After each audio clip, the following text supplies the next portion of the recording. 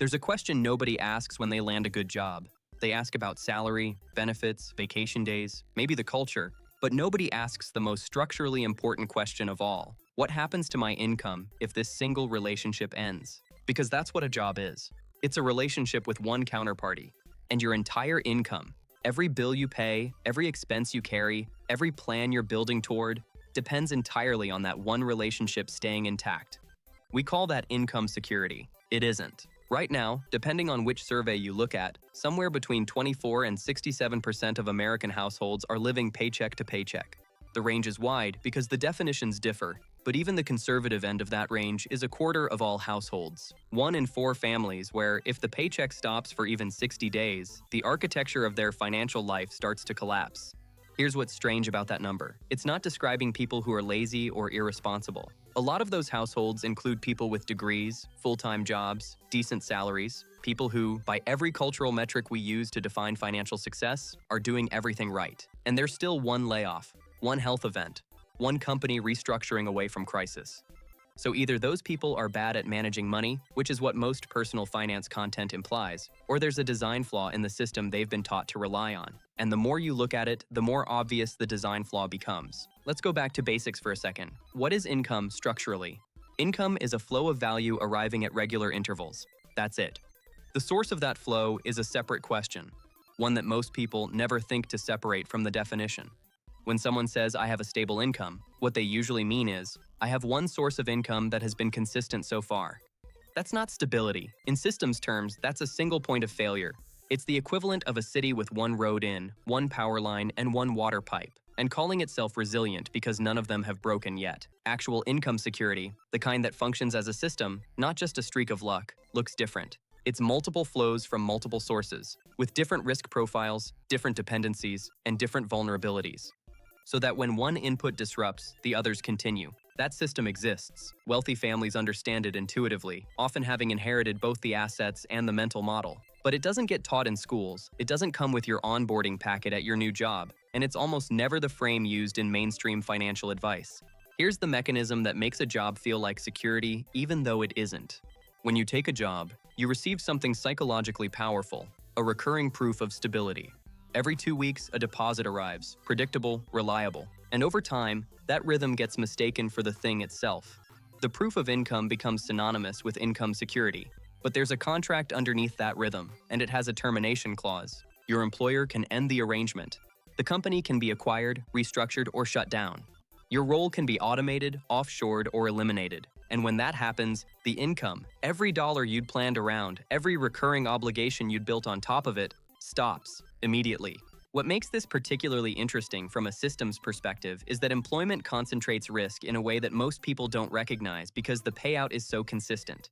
In investing, we talk about concentration risk, the danger of putting too much into a single asset. But most people have 100% of their income concentrated in a single source and call it stable, because that source has been paying out reliably. It's the same mistake as maxing out one stat and calling your build solid, high offense, no defense. The character looks powerful right up until it meets the one scenario it wasn't designed to survive. The stability of the payout is not the same as the stability of the system. Those are different things. Now here's where it gets counterintuitive, and this is the part that almost no one teaches. The solution to income insecurity isn't a bigger emergency fund. It's not a better savings rate. Both of those are good tactics, but they're downstream of the real structural issue.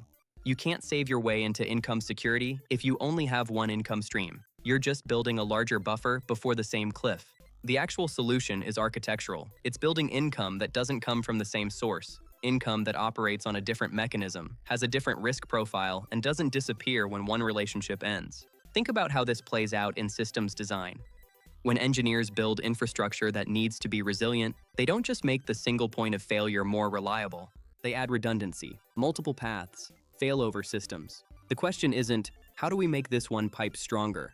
It's, how do we make sure there's always another pipe? That's the mental model for income security, not one stronger pipe, multiple pipes. What does that look like in practice? It varies. It can be business income alongside employment income, asset income, dividends, rental income, interest, alongside labor income, freelance or consulting income alongside a salaried role. The specific sources matter less than the architecture. Income that comes from different systems, triggered by different mechanisms, and not all terminable by the same event.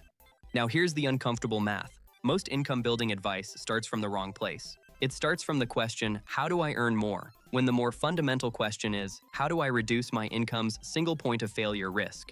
Think about it like a skill tree. If you put every point into the same branch, more salary, better title, stronger performance reviews, you're optimizing one path while leaving everything else undeveloped. The character gets better at one thing, but the income system stays just as fragile because it's still running on one engine. The players who actually build resilience are the ones who split their investment early, not because any single branch becomes weaker, but because the overall build stops depending on one thing going right. If you earn $80,000 a year from a single employer and you negotiate a raise to $90,000, your income went up 12.5%. But your risk architecture didn't change at all. You still have one counterparty, one termination clause, one event that can take the whole thing to zero. Now compare that to someone earning $80,000 split across three sources: salary, freelance work, and dividend income, where none of those individually is the full picture. Their total earnings are the same, but their income system is categorically different. Losing one source is a problem. It's not a catastrophe. This is why the wage growth data we're seeing right now is less reassuring than it sounds. Yes, wages have increased for many workers, but for lower-income households, after-tax wages grew about 1% last year, while inflation ran at 3%. And for workers in that situation, their single pipe is getting slightly less flow while the pressure on it increases. That's not an income problem, that's a system architecture problem, and you can't fix a structural issue with a marginal wage increase. Here's the part of this that takes the longest to sit with. The people who have built actual income security, not the illusion of it, but the real structural version, didn't get there by being dramatically more talented or lucky. They got there because at some point, they stopped optimizing their single income source and started building a second one, then a third. The architecture changed. And the reason this doesn't get taught is interesting in itself. Employment, the single source model, is what makes labor markets function. An economy where everyone is primarily focused on building independent income streams rather than maximizing their contribution to an employer's output would look very different. So the cultural messaging around jobs as the primary unit of financial identity isn't accidental. It serves a function, which doesn't make it sinister, but it does mean the system isn't optimized for your income resilience. It's optimized for labor supply.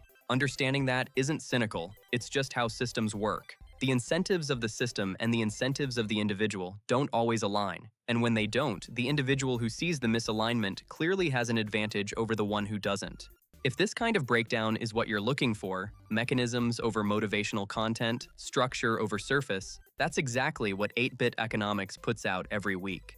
We take the financial systems that shape how money moves and strip them down to core mechanics. No hype, no predictions, just underlying code. Subscribe if you want more of this.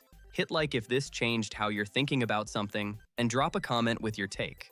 Specifically, whether you think building income redundancy is genuinely achievable for most people, or whether structural constraints make it an option that's only available to a few. It's a real debate, and I'd rather hear your reasoning than give you a tidy answer. By the time everyone sees it coming, the smart play is already over. Here's the thing that doesn't resolve cleanly. Building income redundancy takes time, capital, or skill, sometimes all three, and most of the people who need it most have the least access to the on-ramps. A freelance income stream requires marketable skills. Asset income requires assets to start with. The architecture of income security, as a practical matter, is easier to build from a position of existing stability than from a position of scarcity. That's the part of the system that doesn't have a clever optimization strategy. It's a structural inequality in access to the building blocks of resilience. And knowing it exists, understanding that the paycheck-to-paycheck data isn't primarily a behavior problem, but an architecture problem, is at minimum a clearer starting point than the one most financial content offers. The system teaches you that a job is income security. It isn't. It's one pipe. How many you build from there, and when you start, is the actual game. And most people don't know the game exists until something forces them to look at the board.